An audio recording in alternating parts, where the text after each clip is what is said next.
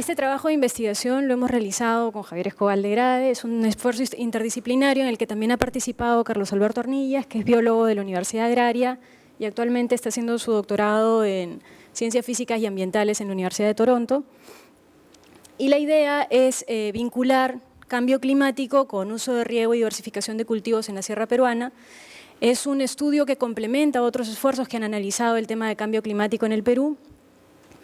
En este caso estamos analizando lo que ha ocurrido entre el año 94 y el año 2012 en la sierra peruana, y en ese sentido se complementa a otros estudios como el estudio del impacto del cambio climático en el Perú, que básicamente se concentra en proyecciones para escenarios climáticos distintos en el futuro, digamos.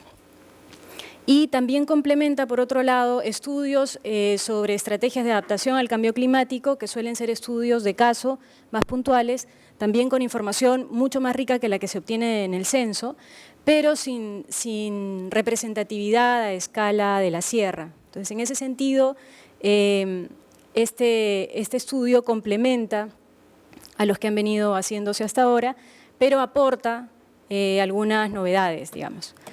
Entonces, en términos digamos, genéricos, como muchos de ustedes saben, hay varios estudios que han documentado el deshielo acelerado de los glaciares y su consecuencia en los regímenes hídricos. Hay además reportes de los agricultores de la sierra sobre la creciente incertidumbre climática y la mayor vulnerabilidad a plagas y eventos climáticos extremos que incluso llegan a inducir la pérdida de cosechas. Por otro lado, sin embargo, hay algunos estudios que señalan las nuevas oportunidades que se estarían abriendo a partir del cambio climático al hacer viables ciertos productos que antes no se podían producir a ciertas altitudes y que ahora con incrementos en la temperatura y cambios en la precipitación podrían estar siendo susceptibles de ser producidos y por lo tanto podrían generar nuevas oportunidades para los agricultores en términos de su vinculación más rentable a mercados agrícolas. Hasta el momento no existen estudios representativos para la sierra que analicen el impacto en el cambio climático y esto se debe fundamentalmente a la limitación en información. No tenemos información disponible sobre cambio climático, es decir, estimaciones a niveles de agregación que permitan vincular la variable climática con las decisiones de los productores agrícolas. Lo que tenemos son estimaciones muy, digamos, a nivel regional, o para estaciones hidrológicas y meteorológicas muy específicas que no son representativas ni están dispersas, digamos, en el territorio de manera regular. En ese sentido, el trabajo busca llenar ese vacío, ¿no? Básicamente producimos, digamos, dos productos, ¿no? Por un lado, la estimación de cambio climático a niveles desagregados y representativos de la sierra, y en este caso nos enfocamos en temperatura y precipitación, y con base en esta estimación es posible utilizar los censos agrarios para analizar cuál ha sido el impacto de este cambio climático en las decisiones de los productores agrícolas de la sierra. En particular nos concentramos en dos tipos de decisiones, la de uso de riego y la de diversificación de cultivos. Hay un conjunto de retos que hemos enfrentado a lo largo de la investigación, no voy a ahondar mucho en la mayoría de ellos, pero sí quisiera darles algunas ideas generales sobre el tipo de retos que uno enfrenta, las limitaciones que tiene la información y el potencial también del análisis que permite hacer, ¿no? Por un lado está el reto asociado al acceso a la información climática, como decía Ricardo, actualmente el INEI ya proporciona al público en general la información desagregada a nivel de unidad agropecuaria, ¿no? Para el censo agrario. Y en el caso del CENAMI, la información climática se encuentra disponible en la página web a nivel de las estaciones. Sin embargo, es muy difícil trabajar esa información a nivel agregado. Es decir, si uno quiere ver una sola estación meteorológica, podría darse el trabajo de buscarla y analizar los datos que están ahí, pero si uno quiere más de una, la verdad que se vuelve un dolor de cabeza. Y por supuesto, si uno quiere trabajar series históricas, se enfrenta con problemas de errores de reporte, de consistencia de datos, etc. Entonces, el trabajo que hay que hacer, digamos, tiene un conjunto de cuidados metodológicos y de esfuerzo poco demandante. Por otro lado, hay un conjunto de retos metodológicos y de algunos de esos se los voy a comentar a lo largo del estudio. En primer lugar, la estimación del cambio climático a nivel desagregado requiere técnicas que involucren información georreferenciada, es decir, información espacial, que permita no solo vincular la temperatura con la altitud, sino también con variables de contigüidad espacial que permitan dar más información sobre lo que pueda haber estado pasando con la temperatura. Aquí se siguió la metodología empleada para el estudio del impacto económico del cambio climático en el Perú, pero para periodos distintos, es decir, se volvió a estimar, pero basado en esa metodología, ¿no? Por otro lado, tenemos los retos asociados a la compatibilización de los censos agrarios, en términos de que los cuestionarios son distintos y sobre todo que los distritos, la delimitación de los distritos cambia a lo largo del tiempo y eso requiere, digamos, un trabajo extra. Lo que nosotros hemos hecho es compatibilizar a nivel de distritos de procedencia, es decir, los distritos que existían en el año 94, ¿no? Y de esa manera agregar los espacios geográficos. Y finalmente, los retos metodológicos asociados a la estimación del impacto.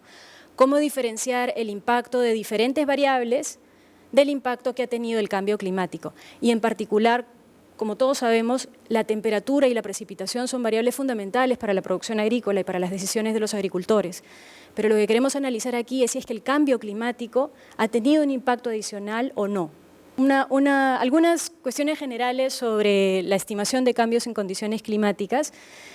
Hemos trabajado aproximadamente con 238 estaciones, con unas 238 estaciones, de las cuales algunas tenían información para temperatura y otras tenían información de precipitación. Solo un bloque tenía para todas las, ¿no? Una cuestión importante cuando uno pretende hacer una estimación para ver el cambio en las condiciones climáticas, es que uno necesita tener el mismo set de observaciones para un periodo que para el otro. Es decir, si nos basamos, por ejemplo, en una estación específica que tiene más del 50% de datos para el periodo 64-94, que es el que permite ver cuáles son las condiciones climáticas para el 94, porque se analiza en términos de periodos de 30 años, pero esa estación meteorológica no tiene información suficiente para el periodo 82-2012, que es el que correspondería al productor agropecuario en el 2012, entonces, cuando agreguemos toda la información vamos a tener un sesgo en el cambio que estamos estimando. Entonces, uno de los cuidados que tuvimos fue quedarnos exclusivamente con estaciones hidrológicas y meteorológicas que tuvieran información de sea temperatura o de precipitación suficiente para ambos periodos del tiempo y así poder hacer la estimación. Y otro tema que les quería mencionar es que las estimaciones, cuando nosotros hemos hecho diferentes ejercicios de validación de esas estimaciones, lo que observamos es que existen errores bastante altos de estimación cuando uno analiza los promedios, temperatura promedio, precipitación promedio. Pero los indicadores de validación para cambio climático, o sea, para el cambio en las condiciones de temperatura, son bastante más robustos. Y eso va en la línea con lo que se encuentra en la literatura y en las estimaciones que hay de cambio climático, en el mundo, ¿no? Entonces, nos da, confianza el trabajar con cambios más que con niveles. Pero ahí nuevamente, cuando uno piensa en la estimación del impacto del cambio climático, tiene que pensar en una estrategia que trate de no utilizar los niveles de temperatura o precipitación, sino solo el cambio, para no meter ruido, en las estimaciones, ¿no? Y finalmente, un último punto es que nosotros queremos tratar de vincular el cambio en las condiciones climáticas que afectan directamente a los productores agrícolas. Y en ese sentido queríamos incorporar en las estimaciones sobre los impactos solamente los cambios climáticos ocurridos en zonas menores a 4.800 metros sobre el nivel del mar, para no incorporar los grandes cambios que ha habido en las zonas más altas, que si bien van a tener, repercusión indirecta, no tienen repercusión directa y no pueden ser tomados en el mismo nivel, ¿no?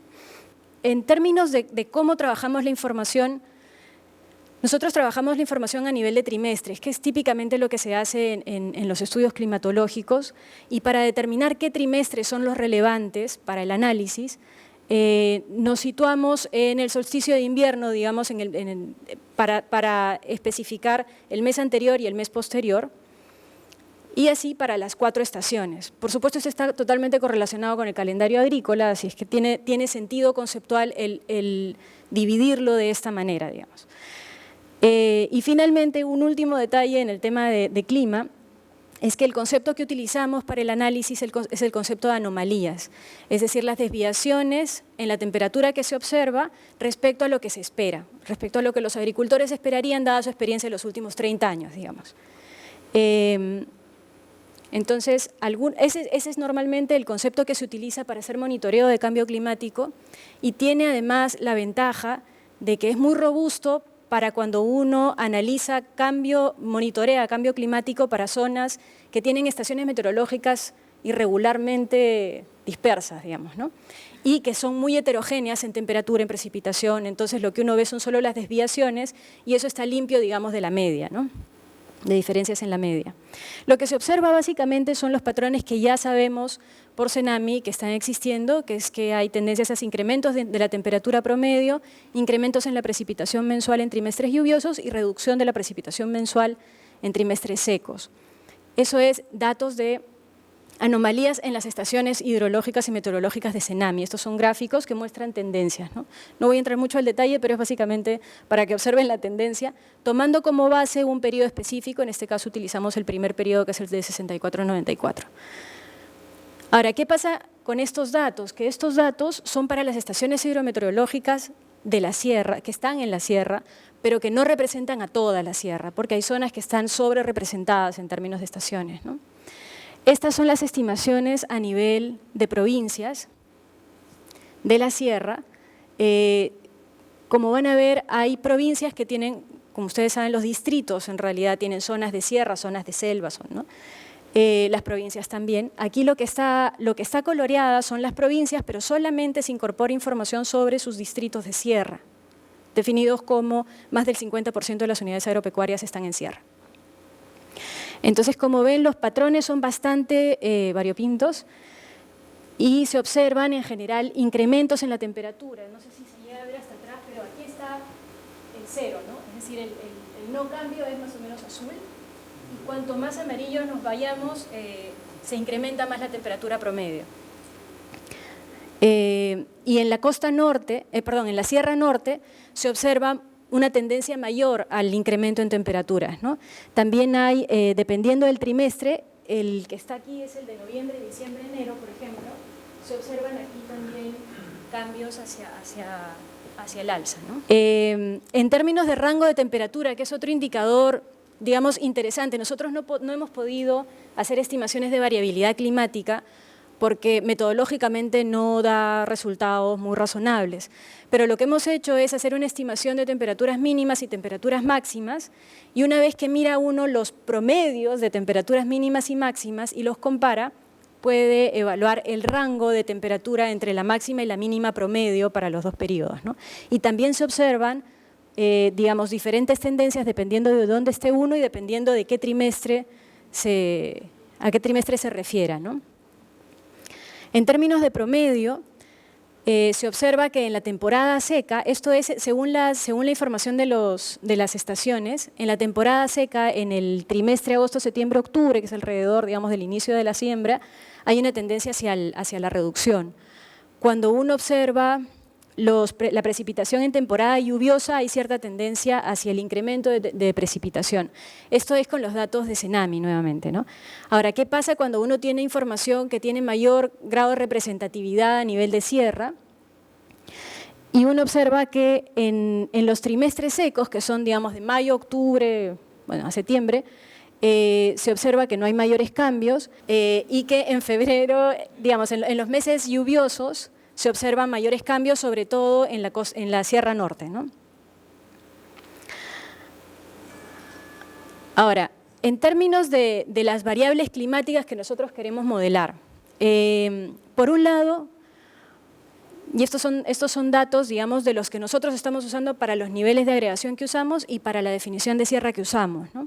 Entonces, la idea es, cuando se habla de riego, uno tiene riego tecnificado y riego por inundación o por gravedad, ¿no? Y hay gran heterogeneidad en eso. El problema es que la base de datos del 94 no permite ver el tipo de riego que se tiene por parcela, Por lo tanto, la superficie de riego tecnificado no se tiene para el 94 y el 2012, sino solo para el 2012. Entonces, lo que hicimos fue ver la variable riego agregada. Y lo que uno observa es que hay una pequeña reducción en el porcentaje de productores que utilizan algún tipo de riego en alguna parte de su unidad agropecuaria. Hay una reducción en porcentaje de productores, pero hay un ligero incremento en superficie bajo riego. Entonces, digamos, lo que a uno le daría a pensar es que el incremento de uso de riego se ha dado fundamentalmente en unidades agropecuarias que tienden a ser un poco más grandes, ¿no? Ahora, en términos de tipo de riego, el riego tecnificado sigue siendo muy marginal, pero a diferencia del riego por inundación tiene una tendencia creciente, ¿no? Y ha pasado del 1% al 4% de los productores agrícolas.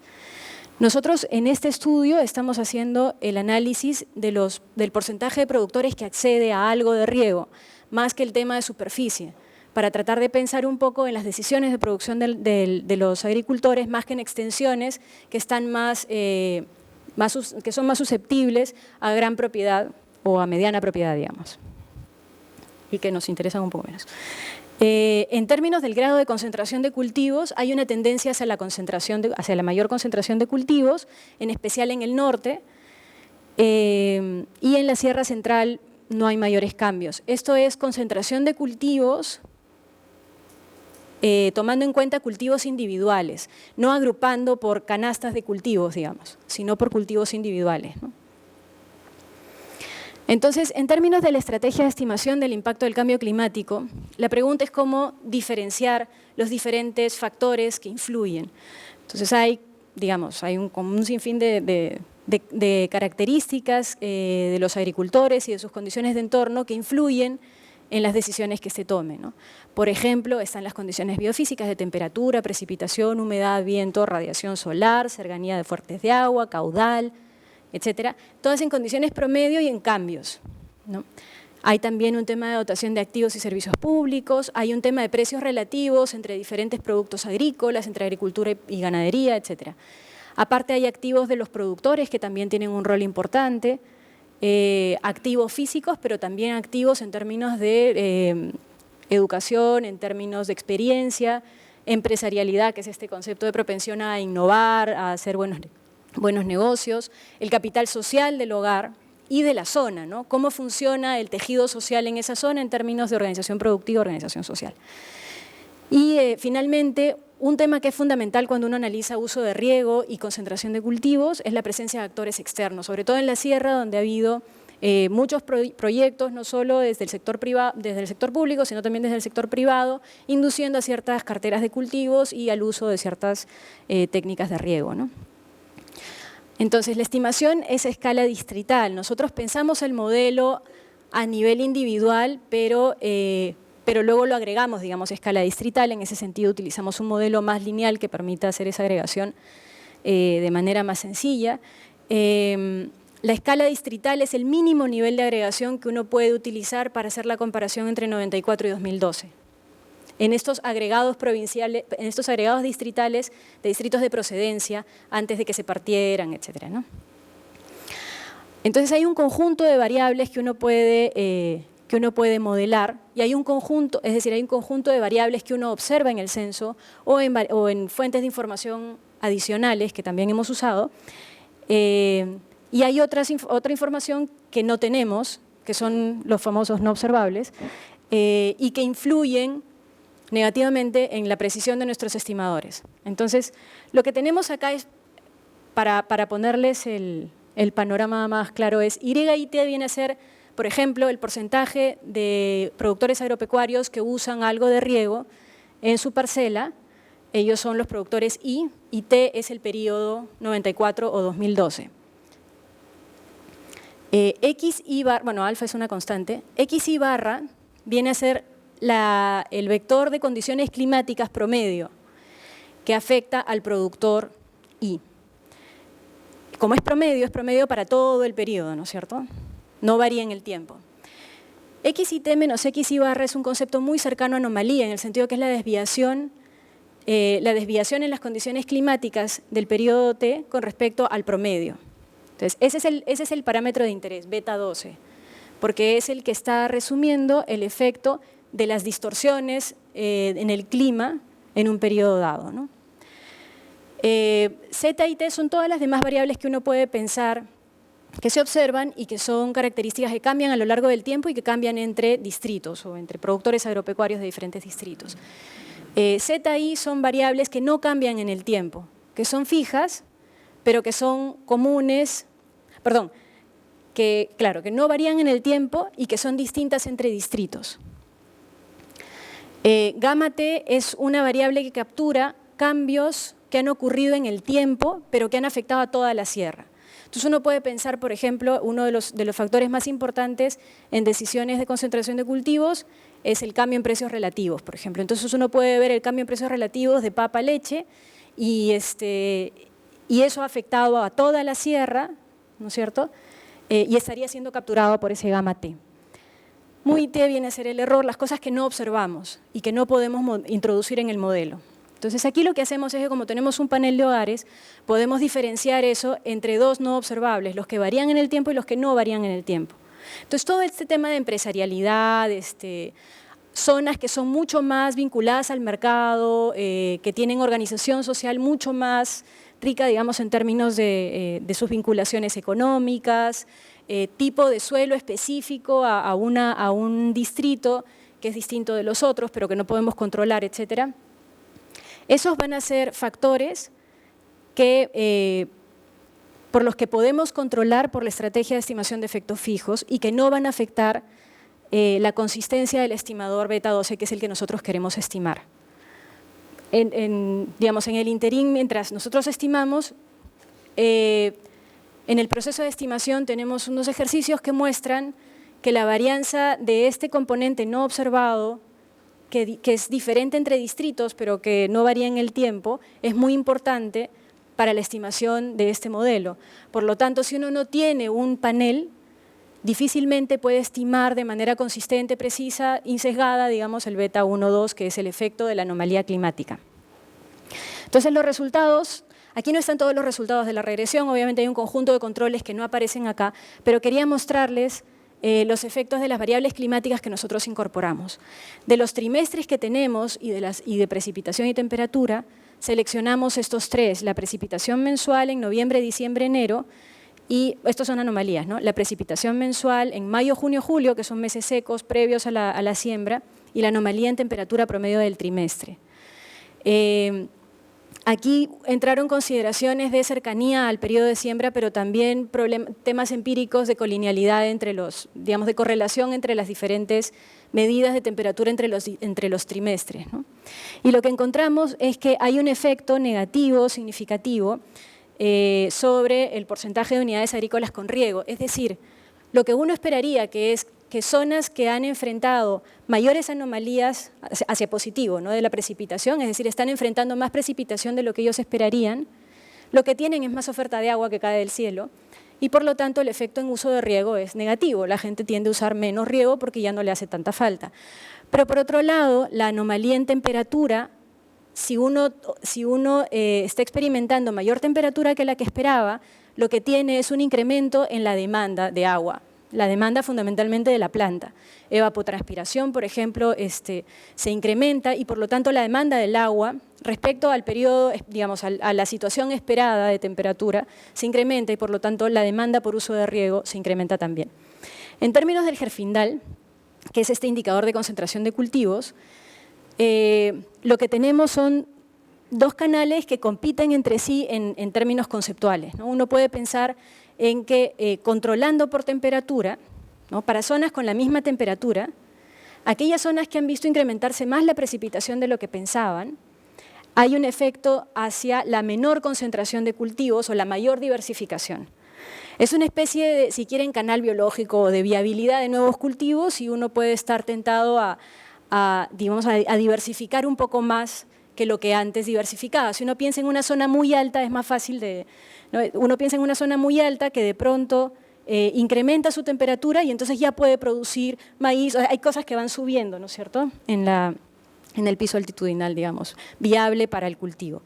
Y por otro lado tenemos el otro tipo de canal, que es el canal más de mercado, digamos, el de anomalía de temperatura. Si uno, controlando por precipitación y por todo lo demás, ve dos zonas, una en la que la temperatura se ha incrementado más de lo esperado que en la otra, uno observa mayor concentración de cultivos. Entonces aquí viene el otro argumento, que también se esgrime en la literatura, digamos, sobre diversificación y concentración, que es decir, si yo tengo mayor temperatura y por lo tanto estoy en una zona alta y puedo producir diferentes cosas, elijo aquella cosa que sea más rentable en el mercado, que típicamente es de temperatura un poquito más alta, voy y la vendo en el mercado. Entonces me puedo concentrar mucho más en la producción agrícola de este cultivo específico y llevarla al mercado.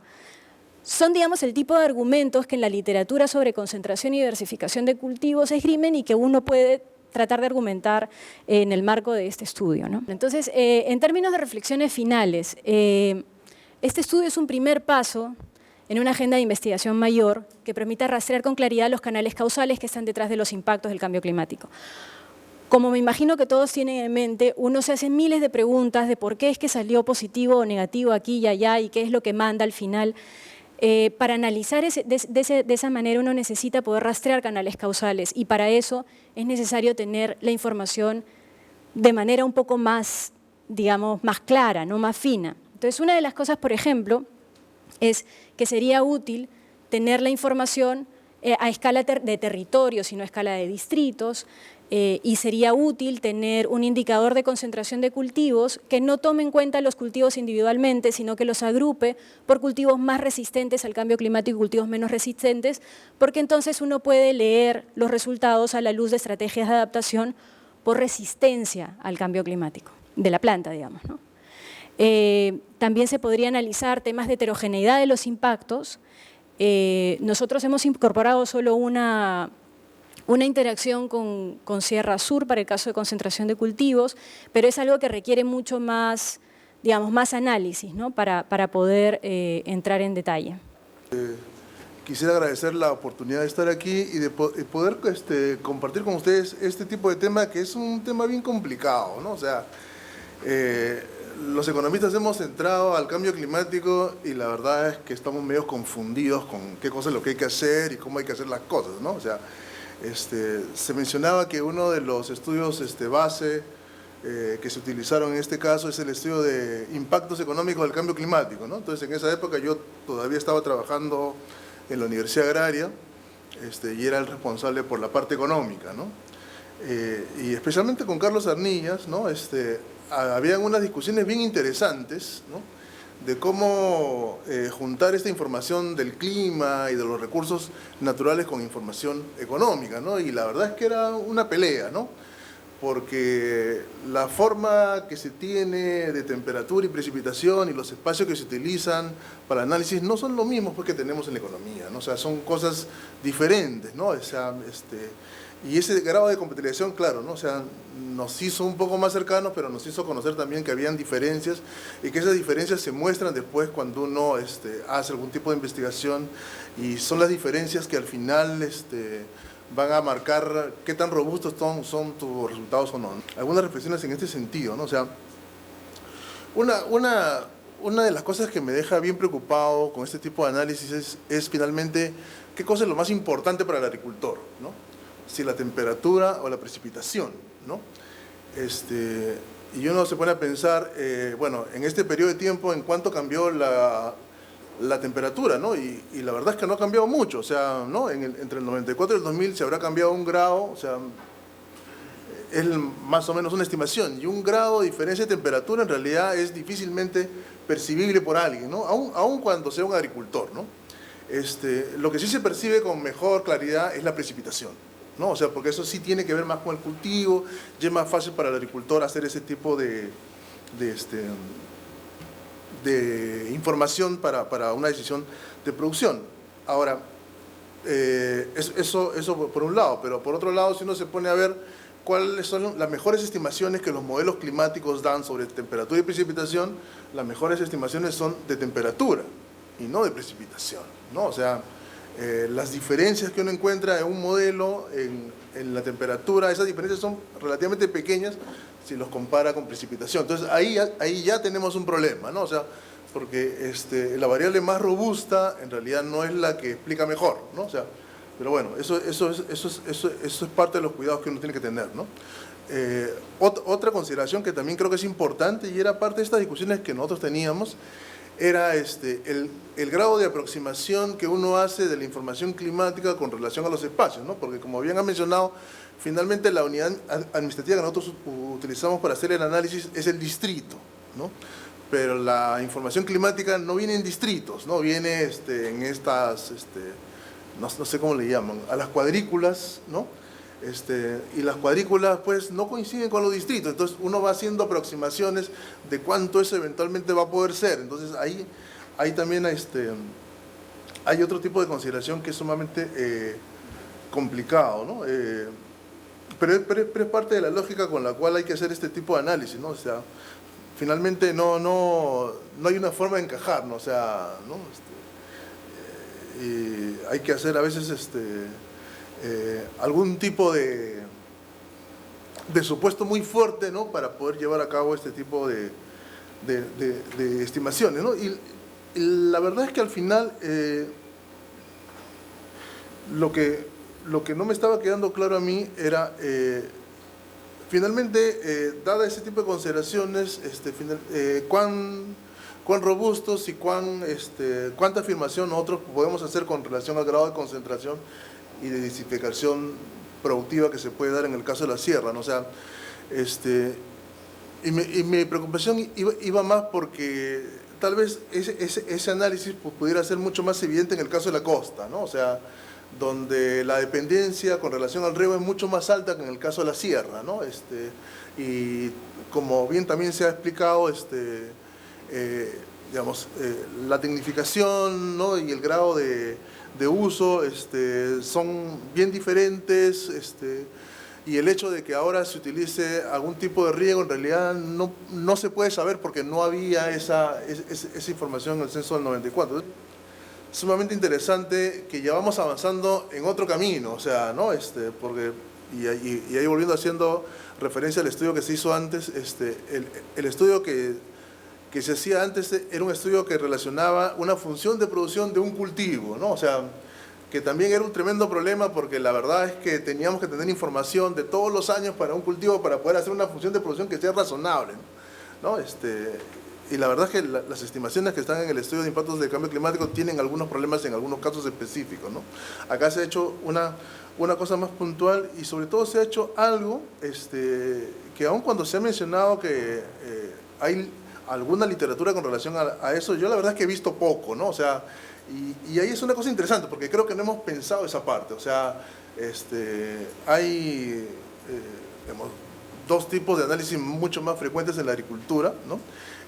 Uno tiene que ver con esto de las funciones de producción, pero he visto poco en este campo, ¿no? O sea, y me parece que en ese sentido es una propuesta de investigación sumamente interesante y es una propuesta de investigación que ahora se vuelve una forma de ver las cosas que necesitamos pensarlas también porque estamos pues atrás de implementar estrategias de cambio climático, estamos atrás de las contribuciones que vamos a hacer con relación al cambio climático y esas cosas no las estamos discutiendo. Entonces creo que este tipo de investigación nos puede ayudar a tener una mejor óptica de qué cosa es lo que efectivamente podemos hacer y cuáles son los retos que nos esperan, especialmente para el caso del sector de agricultura, que creo que al final es uno de los que más sufre, o sea, ¿no? Si uno se pone a pensar quiénes son los que más van a sufrir, van a ser los pequeños agricultores y la pesca. Después en otros sectores se va a poder defender, pero estos son los más frágiles con los cuales deberíamos tener un poco más de cuidado, ¿no? Gracias.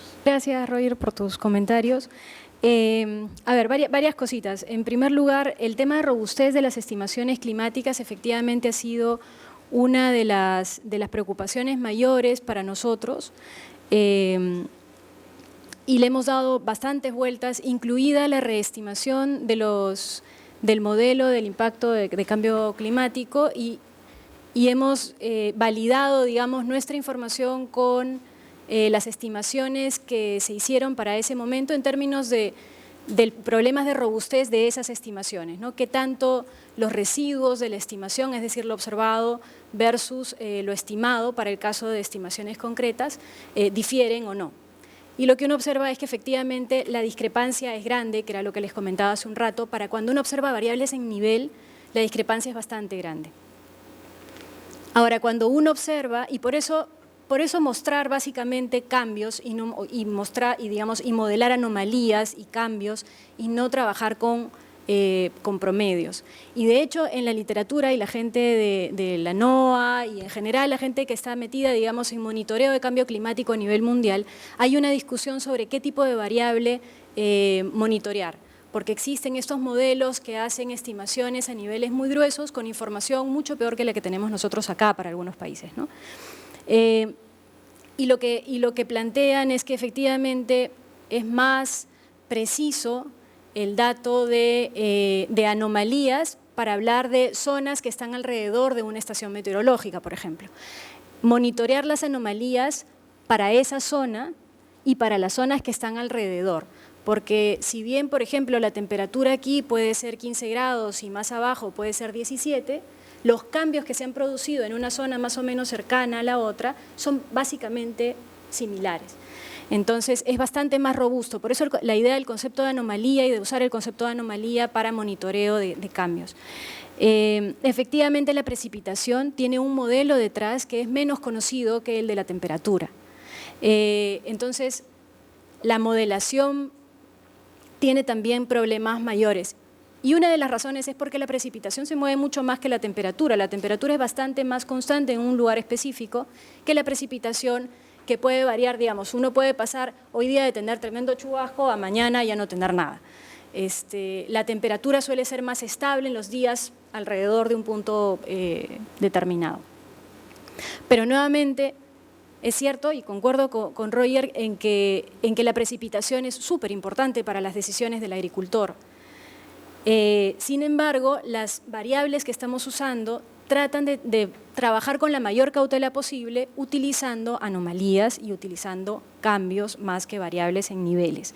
Por eso también la importancia de utilizar un panel y no utilizar un panel de distritos que permita hablar de cambios y no de niveles. Esta idea yo creo que es debatible, ¿no? De qué tanto perciben los agricultores el cambio en temperatura. El cambio en temperatura y el cambio en precipitación modifican también el calendario de siembra. Entonces, si a lo largo de los años yo veo que está llegando la lluvia en una hora, digamos, más adelante, o la temperatura sigue muy fría o lo que fuera, se van modificando los calendarios de siembra de determinados productos. Y los productores, digamos, nosotros hemos conversado con gente de la Sierra Central, con gente de la Sierra Sur, que sí nos hablan de qué tipo de productos ahora se pueden cultivar un poquito más arriba porque ahora hace más calorcito. O sea, yo creo que es debatible. Con respecto a la información de riego tecnificado, ahí sí te diría, sí hay información de riego tecnificado en el censo del 94 y en el censo del 2012. El problema, como decía, es que en el censo del 94 esa información no está a nivel de parcela, y por eso es que no se tiene la superficie exacta, o con una aproximación mejor de cuál es la superficie bajo riego tecnificado. El dato está a nivel de unidad agropecuaria, por eso es que estábamos trabajando con productores agropecuarios, y de hecho el lector del documento nos había hecho el comentario por qué no trabajábamos con porcentaje de superficie agropecuaria, ¿no? Y la razón es que cuando se empezó el proceso de investigación queríamos analizar no solo riego en general, sino riego tecnificado, ¿no? El problema es que las pruebas estadísticas de los modelos no arrojan resultados muy buenos porque es una proporción muy chiquitita de los productores y hay problemas de especificación. Pero digamos, a lo largo de todo el documento, de todo el estudio, se estuvo tratando de trabajar con riego tecnificado y por eso trabajar con las unidades agropecuarias más que con superficie de parcela. Finalmente, en el tema de modelación de cultivos específicos, efectivamente en el estudio del impacto del cambio climático, económico del cambio climático, se trató de modelar cultivos específicos, me parece. Para nosotros es imposible, porque estos son modelos que se hacen a nivel mundial para los principales cultivos a nivel mundial, o sea, para India, China, y digamos con toda la variedad que hay de especificación, digamos de modelación para todo el mundo, ¿no? Y la información que se exige es súper detallada, obviamente eso no existe en el censo agrario. Lo que nosotros estamos tratando de ver, si es que sale el proyecto de investigación, es tratar de armar grupos de cultivos, que me parece que sí lo mencioné, grupos de cultivos de acuerdo a su nivel de resistencia al cambio climático.